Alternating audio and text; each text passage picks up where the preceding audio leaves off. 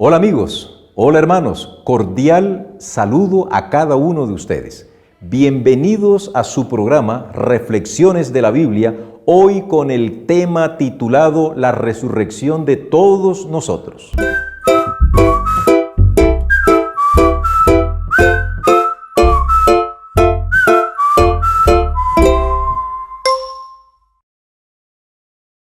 ¿Sabías que en la Biblia hay algunos datos muy interesantes, como es el que narra el Evangelio de Marcos en el capítulo 2? Vamos a buscar ese pasaje. Algunos han preguntado cómo pudo haber ocurrido esto. Resulta que había un hombre que estaba paralítico y sus amigos se enteraron de que Jesús estaba en Capernaum. Llevaron al paralítico en una camilla. No sabemos cómo era la camilla, pero lo que sí sabemos es que eran 4 personas. Entonces decidieron entrar por la puerta a donde se encontraba Jesús, en la casa donde se encontraba Jesús, y no podían porque había demasiada multitud. Uno de los amigos, de manera muy original, les dijo a los otros: ¿y por qué no nos subimos al techo y destechamos la casa y bajamos a nuestro amigo? Hoy eso no es entendido si no comprendemos cómo es que se hacían las casas en los tiempos bíblicos. Habían casas de distinta naturaleza. Los ricos tenían casas de piedra, pero los pobres, que eran la mayoría, tenían casas sencillas. Y el techo de las casas de la gente de clase media hoy o clase pobre estaba hecho a base de palos, de ramas, que arriba se les echaba tierra o, en su defecto, los que tenían la posibilidad, algo de asfalto para proteger de la lluvia, para impermeabilizarlo. Así que no era nada difícil destechar ese techo y bajar y posteriormente volverlo a reparar.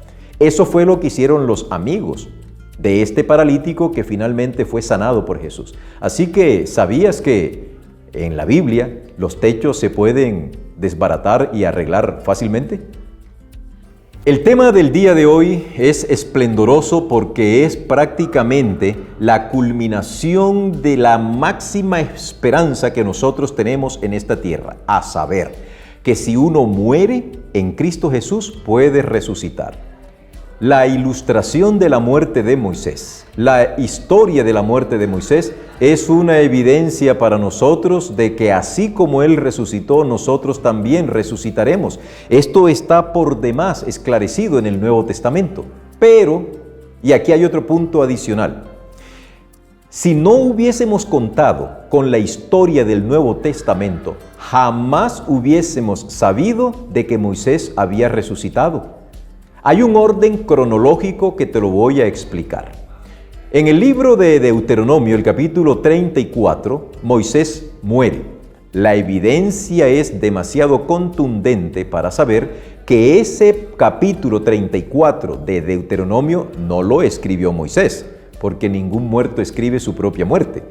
Todo apunta a que quien escribió ese capítulo fue Josué, porque él se menciona allí en ese epílogo de la vida de Moisés.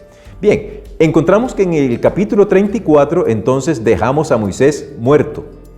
Pero cuando vamos a los evangelios nos encontramos con que en el monte de la transfiguración, cuando Jesús invita a 3 de sus más cercanos amigos, Pedro, Santiago y Juan, para que lo acompañen, estando allí, aparecen de repente Elías y Moisés y se ponen a hablar familiarmente con Jesús. Los ojos de Pedro, que están contemplando esa visión, dicen: wow, Señor, qué cosa tan maravillosa. ¿Por qué no nos hacemos unas enramaditas aquí? Nos quedamos viviendo. Esto aquí está muy sabroso, muy bonito, muy agradable. Eso fue lo que Pedro dijo, pero estaba asustado. Allí aparece Moisés. Por supuesto que uno se pregunta: ¿y en qué momento apareció Moisés?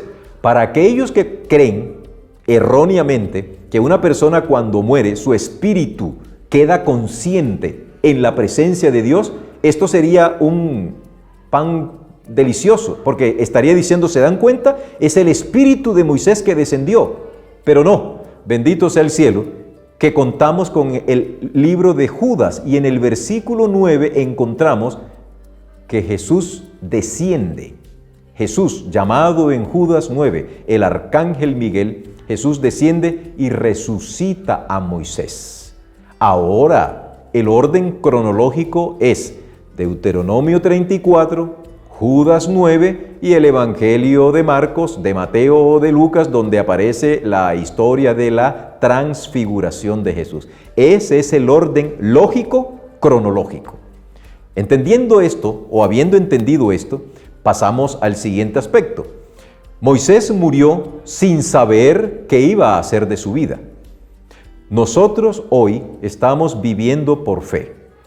Dios espera que nosotros entendamos que Él está dispuesto a satisfacer todas nuestras necesidades, pero nos pide algo: obedéceme. La historia de Moisés es aleccionadora para nosotros hoy. Él pecó, él murió, pero él resucitó, lo mismo que nosotros. Moisés es el primer hombre, según el registro bíblico nos lo indica, que después de muerto resucita. Es el primero que, además de resucitar, asciende a las mansiones celestiales, como una ilustración viva de lo que acontecerá a las postrimerías de los tiempos. El otro es Enoc, que también ascendió a los cielos, pero no murió. Y el otro es Elías, que tampoco murió, la muerte no tuvo poder sobre él porque Dios así lo dispuso, y hoy se encuentra gozando de las mansiones celestiales. Cuando Cristo está para iniciar la recta final de su misión aquí en la tierra, estos dos célebres profetas, Moisés y Elías, se le aparecen para inyectarle ánimo, para decirle que su obra era bienaventurada, para exponerle a Jesús en ese momento que el cielo estaba completamente de acuerdo con lo que él estaba haciendo y que ellos venían a animarlo para que continuaran adelante. ¿Por qué? Porque del sacrificio de Jesús, de la victoria de Jesús, dependía que ellos continuaran en las mansiones celestiales. Porque ellos habían resucitado, Cristo los había resucitado, pero con base en el sacrificio que Cristo iba a realizar. Si Cristo no hubiese resucitado, coloquialmente hablando, Moisés y Elías y Enoc para abajo. ¿Por qué? Porque no tenían de dónde agarrarse. Pero por eso Moisés y Elías son enviados por Dios para decirle a Jesús: Maestro, Señor, adelante. El cielo y el universo confían en ti. Nosotros dependemos de ti también. Así que la visión desaparece y encontramos a Jesús allí, glorificado. Pero queridos, esto no es solo una ilustración. La realidad de la resurrección es tan evidente, que Dios ha dejado algunos detalles que nos permiten entender que la resurrección es la única explicación racional a la continuidad de la vida después de la muerte. De esto nos ocuparemos en otro estudio más adelante, pero por lo pronto déjame decirte que si nosotros, que creemos en Jesús, y si Cristo no hubiese resucitado, Pablo dice, nosotros somos los más miserables, la gente que necesita más compasión. No, bendito sea Dios, que si Cristo resucitó, nosotros, si llegásemos a morir en Cristo Jesús, también vamos a resucitar.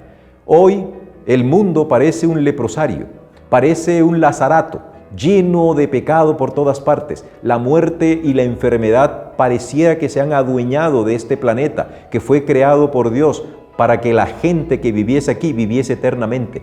Pero llegará el día en que los muertos en Cristo oirán su voz y se levantarán triunfantes de la tumba para abrazar a su Maestro y recibirlo en las nubes de los cielos para con Él ser trasladados a la vida eterna y nunca más morir.